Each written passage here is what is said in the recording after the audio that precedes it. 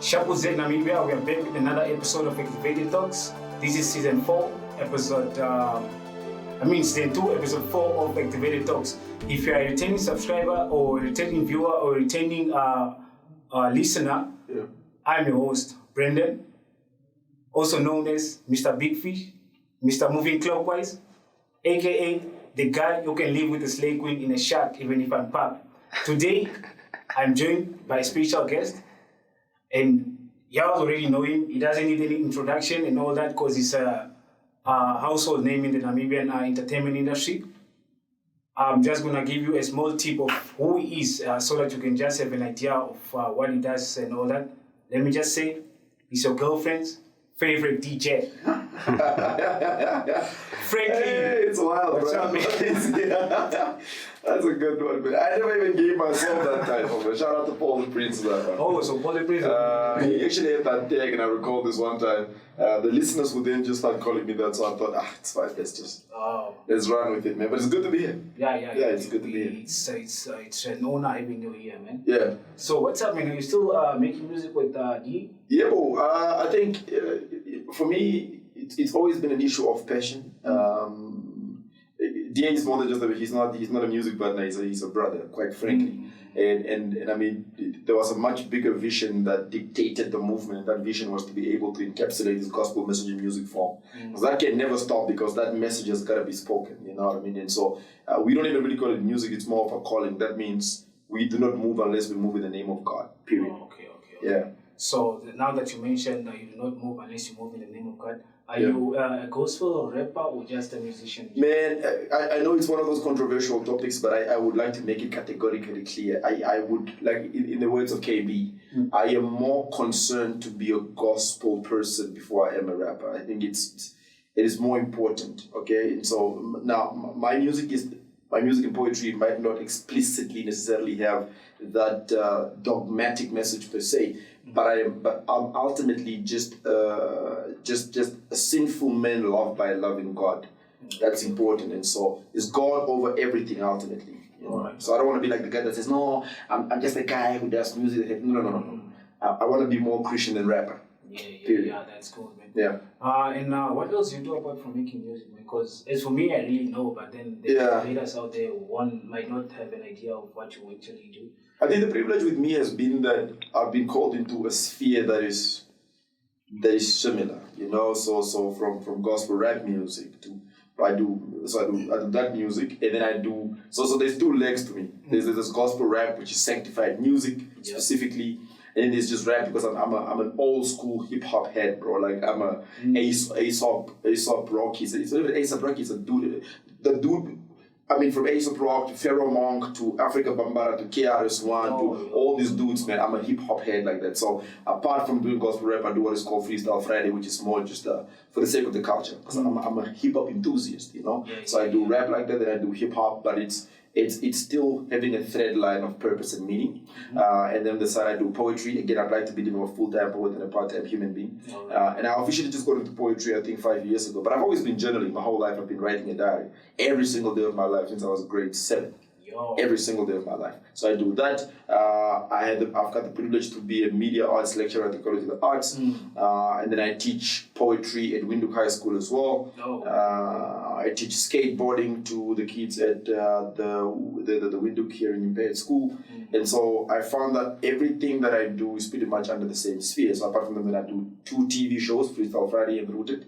And then I work for a radio station. So I do a late night show on that specific station as well. So I do that, and then on Sundays I do a philosophical show talk called Frankly Speaking, and then I run together with my awesome colleague Frida. We run an entity called Frankly Speaking, which is the biggest poetry body in Namibia and ultimately in Africa very soon. So under one umbrella, I'm just a creative trying to live out my purpose. Yeah, that's good, man. It's awesome.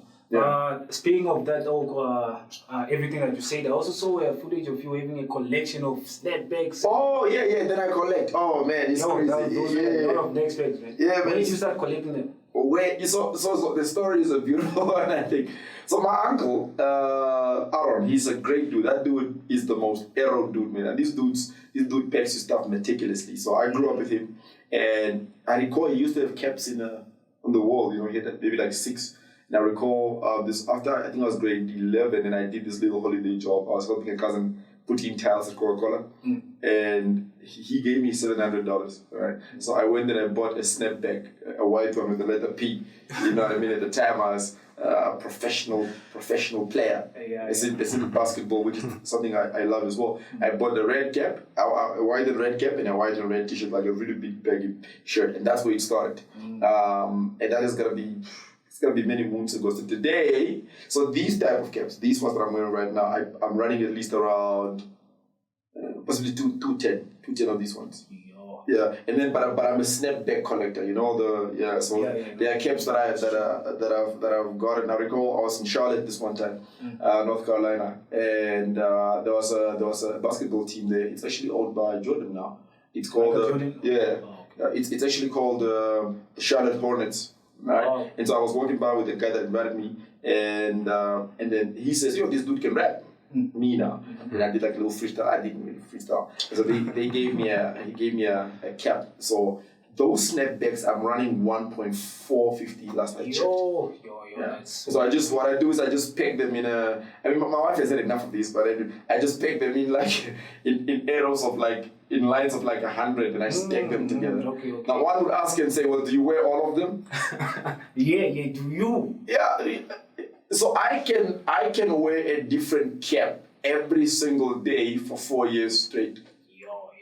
You see what I mean? But you always have that one cap you like. You see, right? And then, but the thing with me is I talk to my clothes. You see, so I collect snapbacks, I collect watches, I collect weird rings, I collect sneakers. So I used to do there used to be an event in Durban called Dixon. It was called Heads and Kicks. Heads and Kicks used to be, but it was like for all hip hop dudes, man. When I went there the first time, the dudes they were like in their 40s, you know what I mean? Hip hop enthusiasts with like the shorties, you know, like those denim shorts, right? And so there you got exclusive to like specific kicks. You know, I'm a Jordan shoe collector.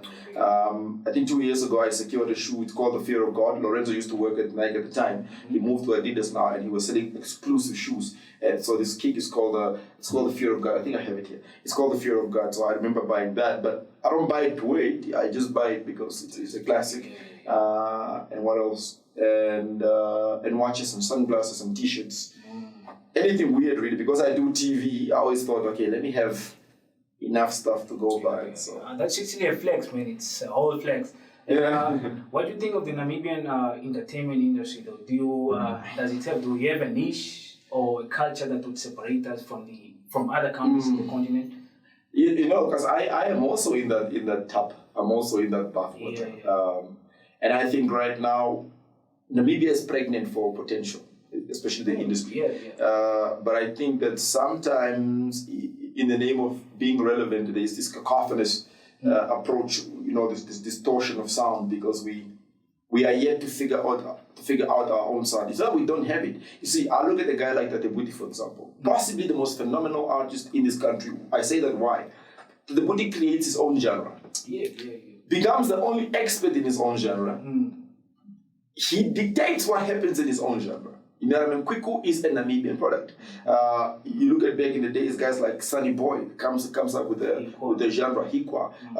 Guys like Samuel, aka Konja. These are dudes who, I think, had they just been given the resources, the support, and the platforms, these guys would have broken the mold.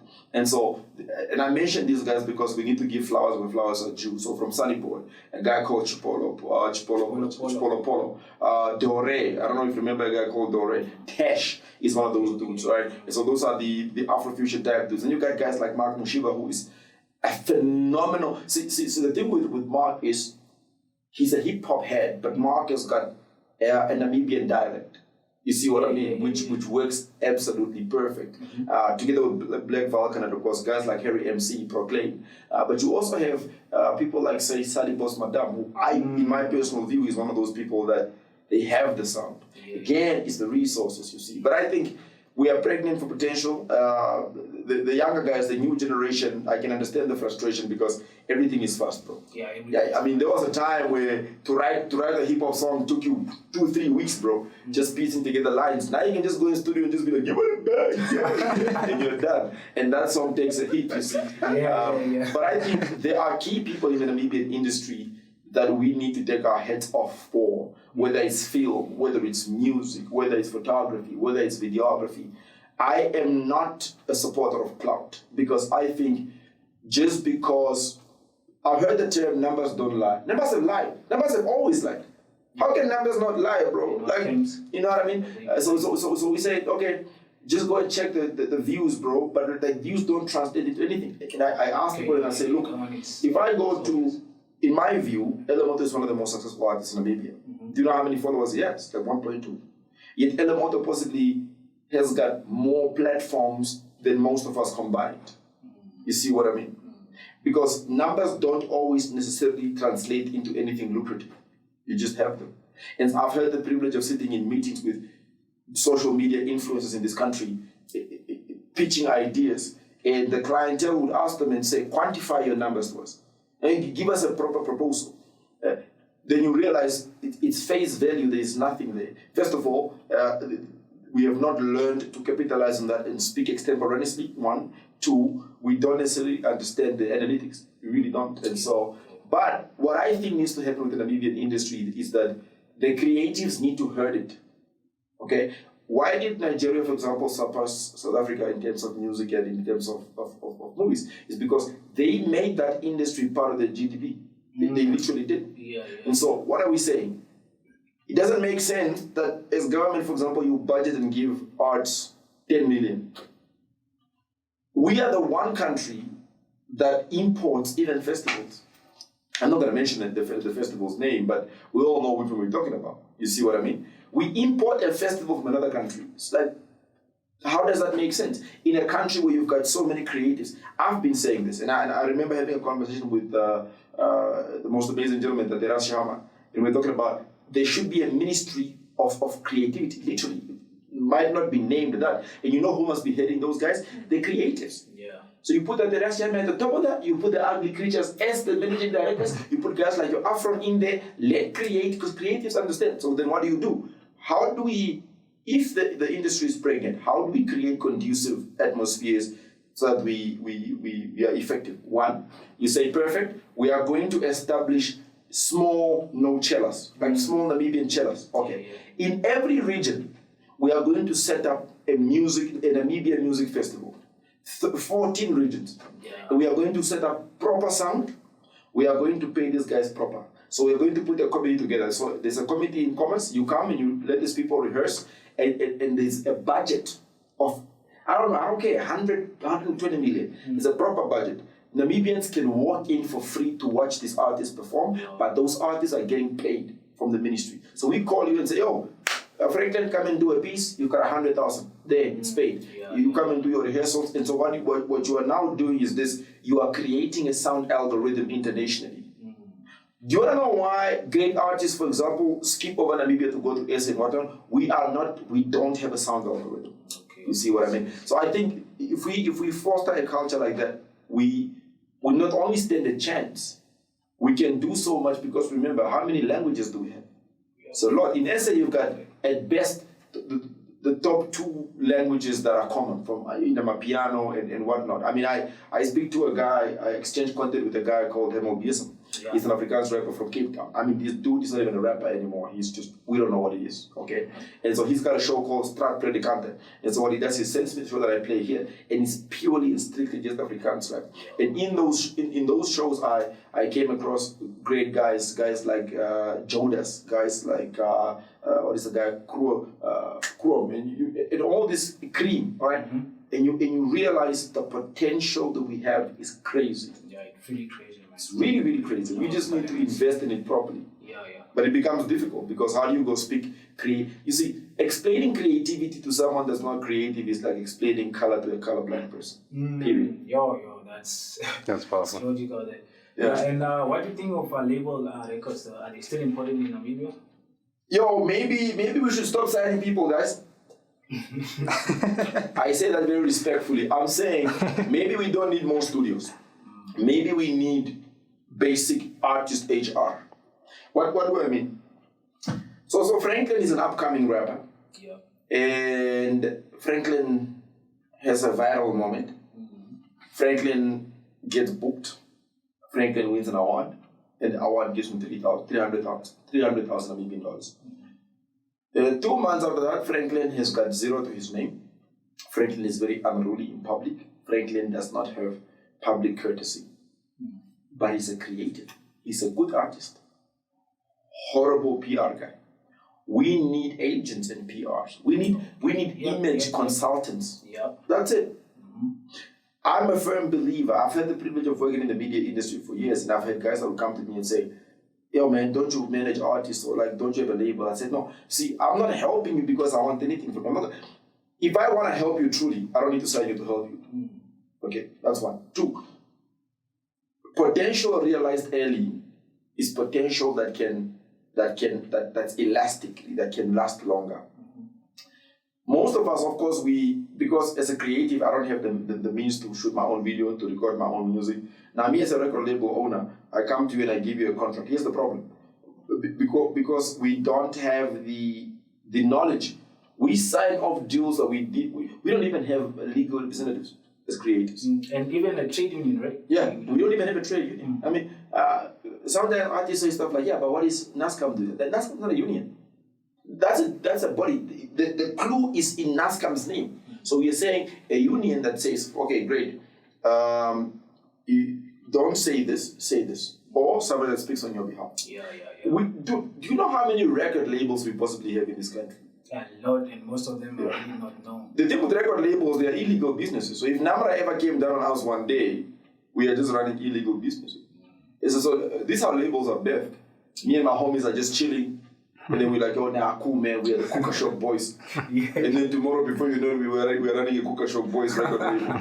Because the deception is to think that it's easy to run a record label. It's not. The record label is like an actual company, you see? So I'm saying, bless those that have them. But you must ask yourself, if after 4 years or 2 years, that's next that, what are you doing, brother? Go sell insurance or something. Leave. You see? So we need a structure that says, okay, in order to own a record label, we need a structural hierarchy that says, this is what must be part of a record label. This is what you must have. Like when you put in a tender, for example, before they give you the tender, they will come and inspect your space. Do you have the capacity to carry the tender? Now the union comes to you and says, oh, you are running a record label, perfect. This is what you must have in order. Oh, you don't even have 4 mics. No, we can't give you. Oh, you don't even have qualified people. Here's the problem. Unqualified people are running record labels. Do you understand that there is a sound language in the world? Yeah. And so there are certain things we can't rely on your passion for. Part of that is sound engineering. Yeah. Brother, at least have some sort of documentation or some sort of skill. You see what I mean? Yeah. We don't get played internationally because everyone at the record label grounds, they are recording with their own Fruity Loops, Uncle Loops or whatever. And then those things don't reach the standard. So you bring that thing to UNAM Radio and then you say, play my music. We say, we can't play it. You say, no, I'm hating. No, your music is horrible in sound. It's horribly recorded. It's horribly mastered.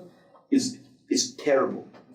You see what I mean? So we should have a union that dictates, okay, this should be the structure of the record label. Yeah. But we need a bit more PR. We have had so many artists in this country that are so brilliant, had a little spin-off of like good money and then just died out. How come there was no one there to teach them how to invest? How come there was no legal guy there to teach them how to scrutinize contracts? You see what I mean? So, PR stuff, bro. Yeah. Public relations. Musicians are not the only stakeholders in the entertainment industry. Yeah. I mean, we have filmmakers, film directors, poets, comedians. What do you think? What measures do you think the government can take in order to put or allow the industry to compete on the international level? Here's the problem. You see, the government is not Mother Teresa. The government is just a facilitator. Okay.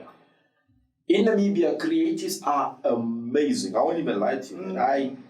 I don't even think I'm in the top 100 of creatives in this.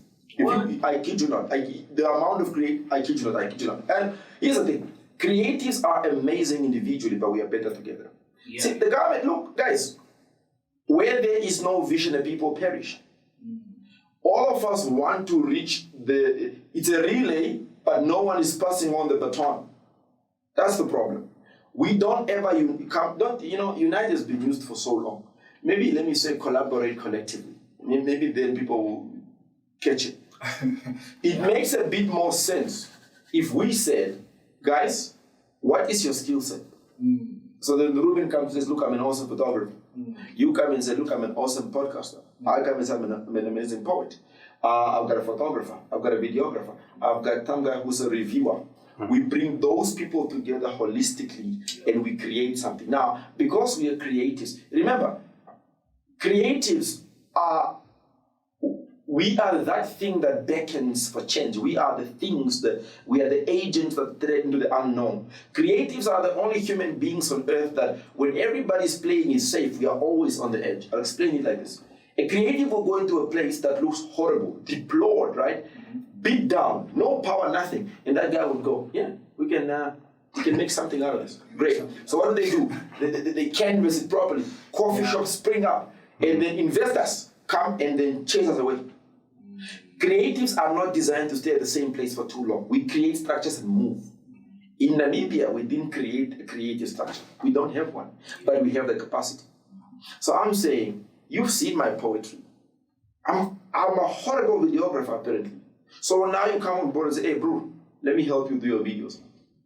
And then the marketing guy goes, oh, you got good content, your videos are not, but you guys are horrible by marketing. Let me jump in, man. Now we bring those creatives together, but we also bring two very important people. We bring an HR person, a legal person, and a money person. So the money guy comes, and an economist or an accountant comes in and says, these are the viable options. Okay, so you guys want to come together and approach the government and say, guys, we would like to propose 45 million from government because we would like to establish such an entity, and this is the kickback. Okay, that's the job of the accountant. He writes out, or the economist, whoever, he writes out the proposal. The legal guy is the guy that comes and says, look, I know you guys are passionate, but at some point, when the money starts to kick in, you'll be at each other's throats. My job is to stipulate contracts for everybody that everybody benefits. We say, great, that's royalties. Okay. We come together collectively like that, and then we have entities in place that allow for us to ensure that we maintain it. You see, what we lack is a sustainable process, a sustainable structure.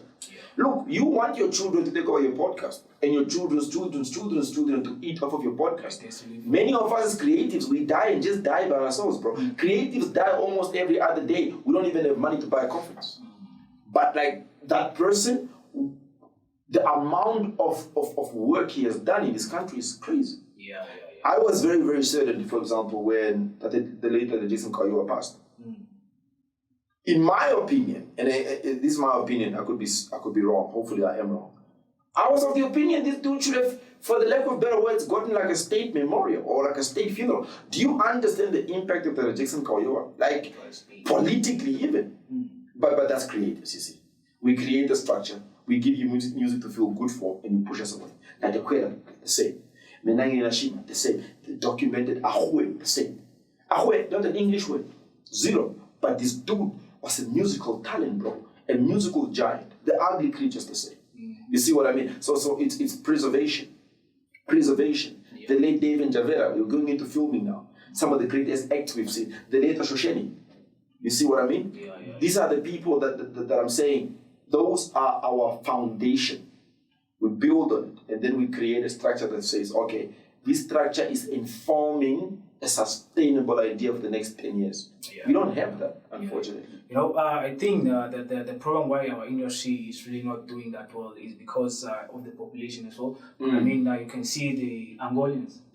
Angolan entertainment, those people are not out in Africa. They don't perform. Most of them don't perform in African countries. The only country they perform in is Portugal and Mozambique. But then they are doing so well, and the industry is well stabilized, or it's on its feet. However, I think our industry is because of the population. Really.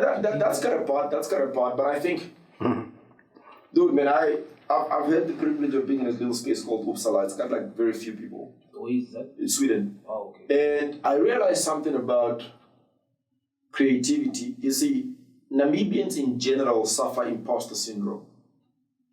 In general. I'll explain why. Gaza is undoubtedly one of the best artists in this country. Apparently, I have a problem buying a ticket for 800 to go see Gaza, but I don't mind paying 1.5 to go see an international act. So it was never the money. I did have the money. It's just that you're not worth it. So already at fan base, you see, even fans want to be musicians. At fan base in this country, we don't appreciate our creatives. Already. So forget the numbers. We already don't appreciate our creatives. So like if Gaza was to walk down the corridor, people just act like he's not Gaza. He is. Me, I will jump and scream, he's Gaza. If Dog walks past here, dude, I will shout out to Dog. Yeah. Because he deserves it. Because if I put Davido right in that corridor, we are going to scream behind him, rightfully so, because he deserves it. Yeah.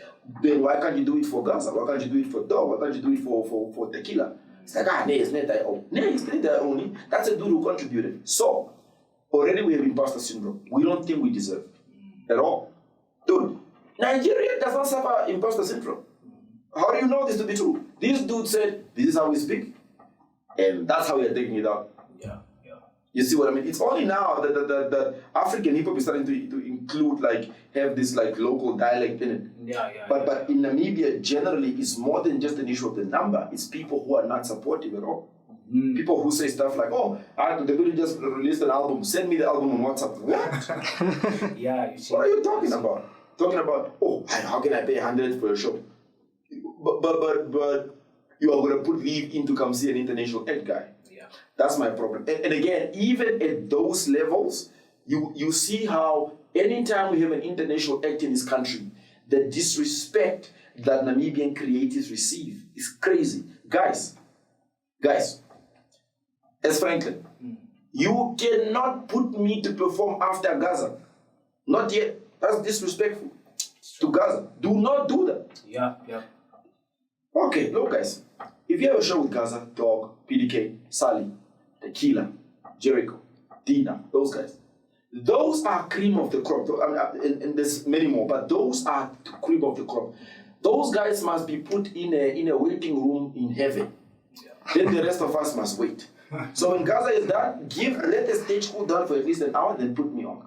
You don't mix us like that. Now, are we saying they are much more important human beings? No. We are saying the status is just not the same. And it is not the same. Yeah. Therefore, you cannot have a show where, look, I've been on shows with the international acts. In SA, for example, I remember, I can't recall the year, but it was a little wedding show in Cape Town as well.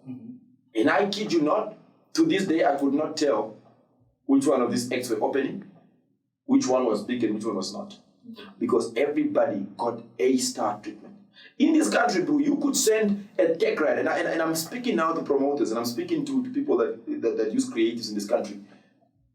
You, artists and creatives in this country are called stubborn because they demand perfection. I send you my tech rider and my hospitality rider. Meet it. Yeah, you are just being hard. But the international guy can ask for 65 cigars, you find them. A guy can say, my drumsticks must be bought in China, or they must be bought in London. We are going to make a way to bring them here. But Gaza would say, I need 2 mics with auto-tune. Yeah, no, it's too much. Too much for who? You see what I mean? So there is already a level of disrespect towards creatives in this country. That's just what it is. Unfortunately, that's really just what it is. And it must be addressed. And I am the dude. Here's my theory. In order for you to be able to think, you must risk being offensive. I am the offender. Me, number one offender. I'm here to call out the people. Because if we can't respect our own creatives already, how then do you think this thing is going to grow? It won't. Yeah, I remember Gaza was cut off at the show. While they already agreed for him to perform at a specific time. That time, guys, I recall that event. Cut him off before. Yeah, I recall that event, and you know, I've had conversations with, you know what happened after that show, because I was interviewing artists still at work. And almost everybody kept going back to that point. Yeah. And I said, it is, you see, because the international guy will leave. Yeah. And I'm here. Tomorrow you need me. It's going to be embarrassing now. Because how now do you talk to me? Yeah. What I'm saying is this, guys. We are not the same. I am not the same as Exit. I really just am not. Okay? Understand it. But it's just how it works. Yeah. Perfect. Here's the other thing as well. We must learn to give credit where credit is due. Sometimes within the creative space as well, there's a high level of disrespect towards the founders. Yeah. You know what I mean? It's like, who does he think? He's the dog. That is the point. King Titi. He's King Titi. That's kind of the point. Do you like him? You see, people mix like and status. That's a problem. I don't need to like you personally to give you your flowers, bro. Yeah. If you contributed and these guys did immensely, then I'm good. Yeah. You see what I mean? And so, again, is yes, population, yes. But here's the thing. You take a look at guys like, say, Deacon Jaffa. Take a guy like, say, Young T. These dudes, local sounds, these dudes can easily own a Hangwana, and they do. Yeah. Deacon Jaffa figured out that format long ago, bro. In the old of Karatura. Yeah, Deacon Jaffa was like, hey, we do Blade Arson. Young T, one of the most phenomenal producers in this country. True. A big thought. That dude's a thinker, bro.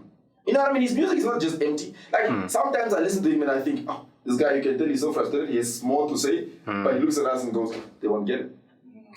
Wow. I look at a guy like Mark. You know, Mark in one of his songs, he says, I went to a hip hop award and no one, I should have left when I went to a hip hop award and no one knew my name, but I stayed. That's Mark. But that's true. You look at a guy like Prolific Article. So the old heads, right? These, I'm talking deep creators. Jonas Bum, where is he now? He reads news. Yeah. One of the most dopest MCs, Ricardo. He used to do Good Morning Namibia. This dude, his Prolific Article, produced an album called Lights Out of Jericho. In fact, he was in a song called Lights Out. You look at a guy like Denver, crazy MC Oasis at NBC. You look at a guy like Boris, guy like Popieni, guy like Fidel. Fidel was in the same group with Chico, it was called Chico Del. Fidel was the very first human being, I dare say, that played local music on radio. Fidel O'Dell. You look at guys like David Javera, Stanley Van Veek, some of the most phenomenal dudes who started a show called One Friday that Jason Kayo hosted in Studio 7. Okay? Obed Mvula. He's behind, what is the film, Katatura. Okay. You look at the guys like Vixen Hangula. Back in the day, he did a show called A Yellow Dress and a $10. This is educational programs. Back in the day, I think if it's not Bollywood saying it must have been the late Toivo Swartz. There was a show called Just Another Ordinary Day. Oh, right. You see what I mean? And so. I remember that one. Yeah. So those dudes, we were supposed to have built a structure from there. Where are they now? Those dudes should have been plowed into, bro. Yeah. So the numbers, yes, but I would like to address a very, very pertinent issue. Guys, you're not going to die. Now, I've heard people say stuff like, in Namibia they'll humble you. It's not your job to humble us. It's not your job. Don't worry, God will humble the people. Yeah. But honor the creative, bro. Man, if the guy says, I just want juice, just give the guy juice. Yeah, no. Can you imagine if you pay me 3 million from outside, and now you want to pay this guy 50,000? No, if I had a calculator, can you imagine? Yeah, that's too much. And so, come on, guys, let's please just honor our creatives, bro. Yeah. You know, for me, every day, when I sit in a room with the likes of Teras Shahama, it's such an honor. Like, even if I'm not talking to him, sometimes I just sit and look at him and think, what am I doing amongst gods, man? You see what I mean? Yeah. But we are losing that reverence. Now, it's not just Ras Shahama. It's the guy. That's the guy. Yeah, so where are you taking it from here? I mean, are you working on any project? Yeah, so right now I'm trying to, we are busy working on this. So frankly speaking, we want to work on an anthology. So it's a compilation of poetry. We would like to be able to tell a Namibian story from a Namibian perspective. So that's what we are busy with now. But I also really want to structure poetry. I already started at Windhoek High School teaching poetry there. It's an honor and a privilege to have been deemed worthy. Soon I'll be studying at Ashipena as well. My dream, I don't care for the money. Money will always come. You see, as you grow old, the money will come, whether you want to or not. Yeah, look, if you're a lazy person and you work even like 30 minutes a day, money will always come. As you grow older, money chases you. So it works. But me, I'm a structural person. I want poetry to be part of the Namibian curriculum. And I want, frankly speaking, to be the body that disseminates that information. We are going to be the body that trains the teachers to teach poetry, not as part of a subject, as a self-studying subject. Namibian poetry, Namibian literature. That's the dream. That's one. Two, I can go. It's an African problem, right? You can, if you want to go fast by yourself, if you want to go far, go together. I can go faster by myself. I don't want to go by myself. I don't think I'm called by God to do things for myself. I'm a structural. I'm an innovator. That's how I'm designed. Okay, I innovate, I live, and I create. That's my job, and I create without. You see, if I put you on and I demand something from you, I block my ways. That's true. Okay, that's just me. Other people, it's not this, but that's my calling. My job is to make sure that I elevate creatives. My job. Yeah, it's for free. Because if I don't do it, I die. See, the worst thing for any creative to not be is creative, because if they're not, they just die. So that's my job, to ensure that to the best that I am used, I put creatives on. So right now I'm doing collaboration, whether it's music. I'm starting to do a bit more poetry now, because I've had the privilege of really being invited to many corporate gigs to do poetry. I never saw it coming, honestly. I don't have a poster out. I've never advertised any of these services, but it's because he who gave me the passion feeds me through it. That's what I believe. You know what I mean? Anytime I've tried to advertise my passion, it never works. So I tell God, do you, man? I'll just be obedient, all right? And I think ultimately what I would like to see, man, is that everybody's given a fair chance, you see. I want a body that says, for example, okay, there are shows in the country, all right, who went to the last shows? Okay, Mawala Brigade, we're sending you there. Sally, go there. A fair structure, bro. And what I also would like to point out is the fact that I'm not a group identitarianism, identitarian guy. This idea of empowerment. I believe in it, of course, but I don't believe that you should be empowered simply because of a gender. I don't believe in gender empowerment. I believe in competency. Because I can bring you here as a guy, as a boy child, to empower you, but if you don't know how to use the sound, we are not going to get anything done. And that's the problem with this day and age. Everything is being grouped, you see. We as men, we as women, we as black, we as white, that doesn't matter. It's like, because anytime I say to you, you as, I've taken away from you completely, because you, the human being, you have intrinsic value. I'm a man, but I don't like suits. Other dudes might. So why are you speaking about me in that context? I don't look at people as groups. And so anytime I deal with, say, creatives that are all about, I can't deal in an industry that's covered by men only. I'm like, I can't work with you like that, because you are never going to see value in you. Forget the group. Me, I care for you, the individual. Here's the idea. It's a psychological idea. How does the world get better? How do we all eat? Is if everybody takes individual responsibility. Period. So if everybody goes, I'm not really who and where I need to be. Let me work on myself. If everybody did that, dog, you can walk with 26 iPhones in the street, in the most dangerous neighborhood. No one will touch you. Why? Because everybody is picking up responsibility. You see, we do what we do. We cheat each other in music. I tell this guy, no, I've got a gig. He almost a photographer come up, but they are saying they only come and paying us 200. Turns out we're getting paid 200,000. Now I give this guy a 50. I'm cheating him. Why? One, because, see, in this country, one of the problems that has happened here is this greed factor. You see, it has become so common. It's part of our fragment. It's like part of our DNA now. I never, ever, ever want to be given an opportunity because I know somebody. You invite me because I'm good. That's why I'm difficult even with my own friends. I don't just interview you because you're my friend. You must earn it. Because I never want to be in a position where I'm saying, oh, no, that guy he favors his friends. No, I've been in this industry 10 years. No one will ever tell you, that guy only puts his friends on. We've had stations back in the day that would only play that specific guy's friends' music. I have no time for that mess. It's nonsense.